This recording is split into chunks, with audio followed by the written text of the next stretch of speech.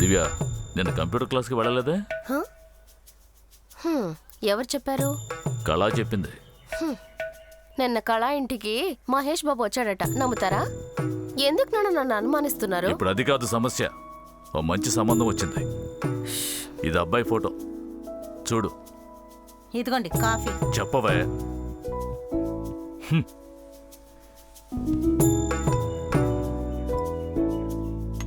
ఇప్పుడు పెళ్లికి అంత తొందర ఏంటి? తొందరే, మేము స్లోగా ఉన్నామని నువ్వు తొందరపడిపోతే. ఇదిగా కాస్త కూర్చొని అబ్బాయి ఫోటో చూడు.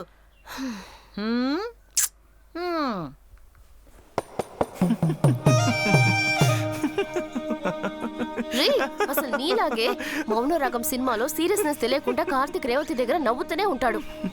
చివరికి చంపేస్తారు. ఆ విధంగానే మా నాన్నగారు నిన్ను షూట్ చేస్తారనుకుంటాను. ఏయ్, ఇప్పుడెందుకు విలన్ గుర్తు చేస్తున్నావు?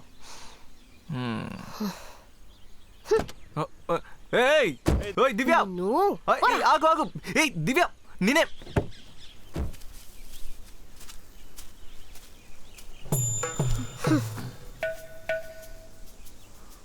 ఇంకా 6 నెలల్లో కాలేజ్ అయిపోతుంది. త్వరగా ఎక్కడైనా నన్ను తీసుకువెళ్ళిపో, లేదంటే దేవదాస్లా కుక్క వెనకాల తిరుగుతూ ఉంటావు. నేనెందుకు తిరుగుతూ ఉండాలి? కావాలంటే 2 రోజులు ఏడుస్తాను, 3వ రోజులు ఆకలి పుడుతుంది. కడుపు నిండా తినేసి కారు నడపడానికి వెళ్ళిపోతాను అంతే. రీ, ఇంత పెద్ద సమస్య పెట్టుకుని నవ్వుతున్నావేంట్రా? సరేలే, కోప్పడకు. ఇంతకు ముందు 4 ఎలా వద్దన్నావో ఇన్ని కూడా అలాగే వద్దను. చాలా తెలివిగా మాట్లాడతాను అనుకుంటున్నావా? నీ పప్పులని ఇక్కడ ఉడకవు మదన్. ఇదొకటి.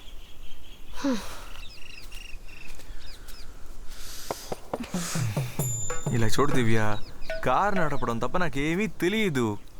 వేరే పని నేర్చుకో, ఈత కొట్టడం నేర్చుకో. నీళ్ళలో దిగడమే భయం, ఇందులో ఈత నేర్చుకోవాలా? ఇప్పుడు నాతో పారిపోవాలనుకున్నావు అనుకో, ఒకపూట గంజి కూడా దొరకదు.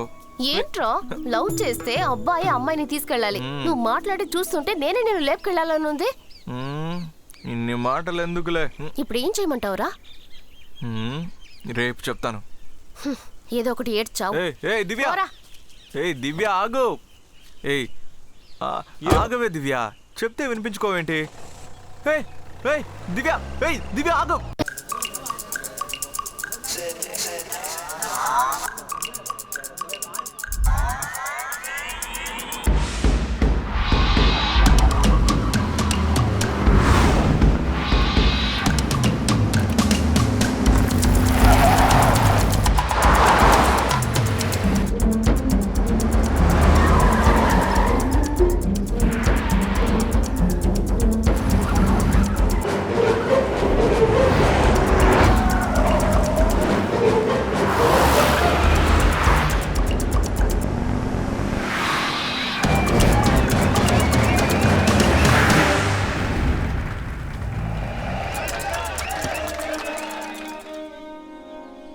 వీడి పేరు మదన్.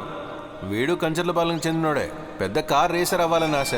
రాయప్ ఇంట్లో డ్రైవర్గా పనిచేస్తున్నాడు. రాయప్ ఏ పని చెప్పినా ముందు వెనక ఆలోచించకుండా చేసే అమాయకుడు.